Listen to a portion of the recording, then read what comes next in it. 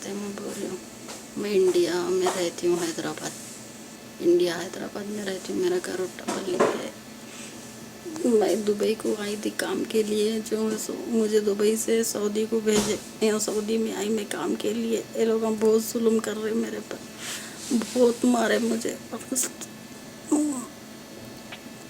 इससे ज़्यादा कुछ भी बात सुनने को तैयार नहीं है। बहुत मार रहे।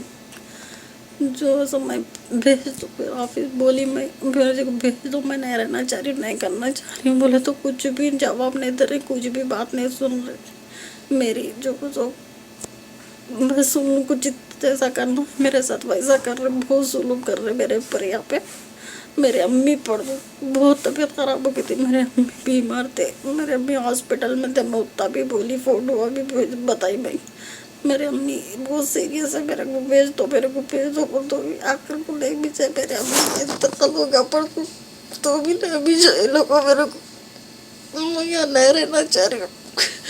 बस कैसा भी मेहरबानी करके आप मेरे को यहाँ से निकाल दीजिए। अमजदुल्ला खान साहब, आपसे गुजारिश है मेरी, बहुत मेहरबानी होगी आपकी। बस मेरे को निकाल दीजिए। मेरे बच्चे हैं तो मैं नहीं रहना चाह रही हूँ यहाँ पे। बहुत जुल्म कर रहे मेरे ऊपर, बस निकाल दीजिए। यतीम हो गई मैं, यतीम के साथ ऐसा कर रहे। बहुत मेहरबानी होगी आप मेरे को निकालेंगे तो यहाँ से, जितना जल्दी हो उतनी जल्दी निकालिए मेरे को। खुदा हाफिज। देखिए साहब, एक सकीना फातिमा हमारे हुसैनी महल्ले में रहते, याकुतपुरे में। इनके हस्बैंड के डेथ के बाद में ये लोग जो है, she was in search of A job.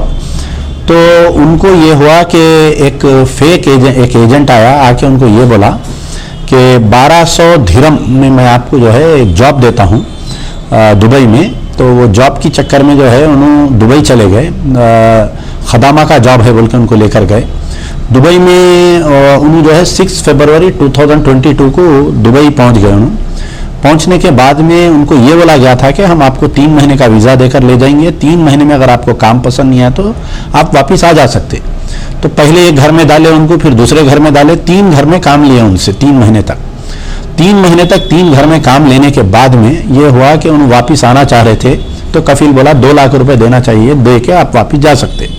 इनके पास 2 लाख रुपए नहीं थे, तो इनको ये किया कि धोखा देके, जो दुबई का कफील है उन्हें धोखा देके ये क्या, इनको 5 फरवरी 2022 के दिन इनको जो है एक बस में बिठा के इनको रियाद पहुंचा दिया।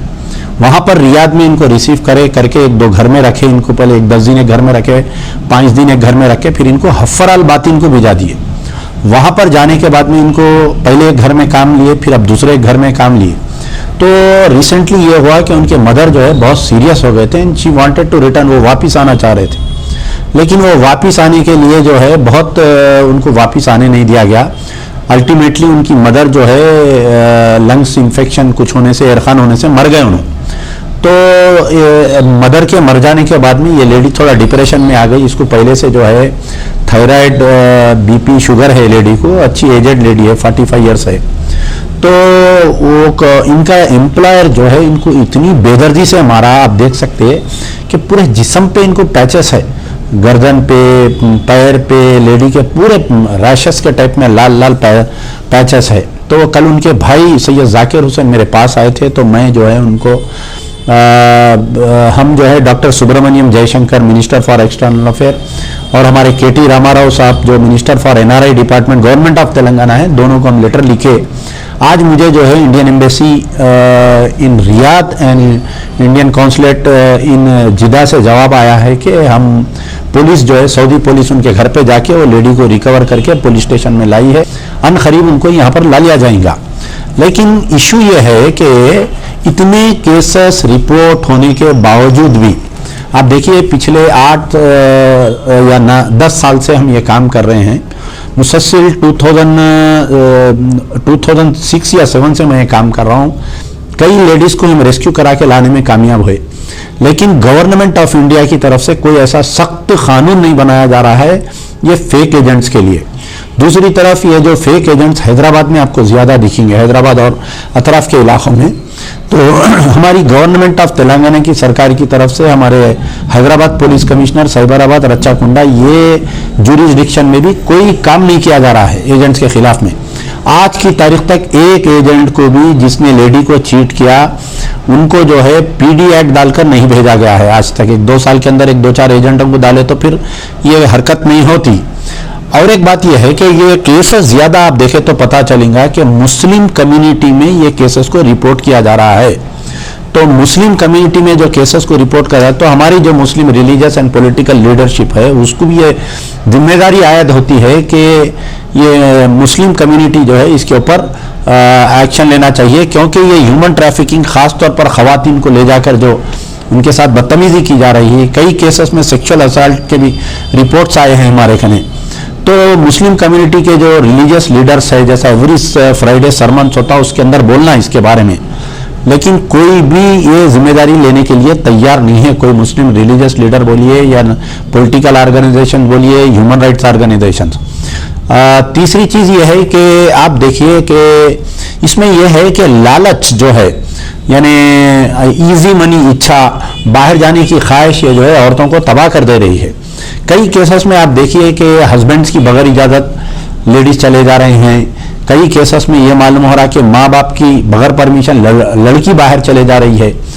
कई वादे किए जाते हैं, आपको ये बोलते हैं कि हम जो है आपको नर्स का कोर्स देते, आपको ब्यूटिशियन का कोर्स देते, आपको कपड़े की दुकान पे काम करने का देते, लेकिन अल्टीमेटली वहाँ खदामा बन के आपको लैंड होने का है। और कोई भी खदामा के जॉब पे जा रहा है तो ये समझिए कि उसको 24 घंटे में 20 घंटे काम करना है, ना सिर्फ पकाना है बल्कि बर्तन धोना है, घंटे काम करना है, ना सिर्फ पकाना है बल्कि बर्तन धोना है, पूरा घर का काम करना है और कई ऐसे काम करना है जिसके लिए आप राजी नहीं हैं। और एक सबसे बड़ी बात यह है कि आप देखिए कि ये फेक एजेंट्स का और हमारे जो राजीव गांधी इंटरनेशनल एयरपोर्ट पे इमिग्रेशन अथॉरिटीज है उनका भी जो है कहीं ना कहीं आपके मैच फिक्सिंग चल रही है। सिंगल लेडी जब भी ट्रैवल करती है तो उसके ऊपर क्वेश्चनिंग होती, कई बार क्वेश्चनिंग करते, लेकिन यहाँ पर हमारे हैदराबाद एयरपोर्ट पे वो काम नहीं किया जा रहा है। तो हमारा मुतालिबा है कि एमबीटी की तरफ से कि ये जो human trafficking has become the cancer for the Muslim society, इसके ऊपर हमको आज बोलना चाहिए, इसको रोकना चाहिए। डेलीगेशन ऑफ मुस्लिम लीडर्स जाके जो है सीएम केसीआर साहब से मिलना चाहिए, मिनिस्टर फॉर एक्सटर्नल अफेयर्स से मिलना चाहिए, सख्त से सख्त कानून बनाना चाहिए। और साबिक़ा में जो है जब Sushma Swaraj external affair minister थे तो इसके ऊपर बहुत कंट्रोल किया गया था, और हमारे जब डीसीपी साउथ जोन सत्यनारायण साहब थे जब बहुत कंट्रोल किया गया था, लेकिन वो डीसीपी साहब जाने के बाद में फेक एजेंट्स के खिलाफ में कोई भी एक्शन नहीं लिया जा रहा है। I am very sorry to say. मौजूदा डीसीपी साहब से, मौजूदा CP commissioner of police Hyderabad से मेरी गुजारिश है कि वो सख्ती बताए जो हमारे सत्यनारायण साहब एजेंट्स के खिलाफ में सख्ती बता रहे थे। तो इसमें ह्यूमन ट्रैफिकिंग में कई केसेस है, आपके ये चाइल्ड मैरिजेस भी आ जाते हैं इसमें, और जो फेक एजेंट्स के केसेस भी आ जाते हैं। नॉट ओनली वुमेन बल्कि कई मेल मेंबर्स को, यानी मर्द हजरात को भी ये लोग चीट करके भेजा दे रहे हैं बाहर।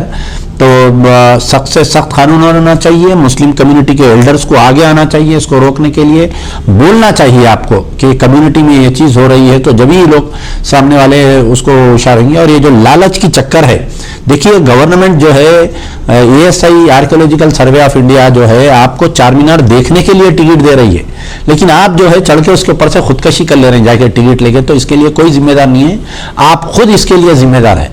तो मेरा मुतालिबा है कि इसको सख्त से सख्त सब मिलकर रोकना चाहिए। और बड़े अफसोस की बात है कि सकीना फातिमा के साथ जो जुल्म किया गया है उसको एम्बेसी नोट लेकर उसके खिलाफ में, उनके कफील के खिलाफ में एक्शन लेना चाहिए। शुक्रिया।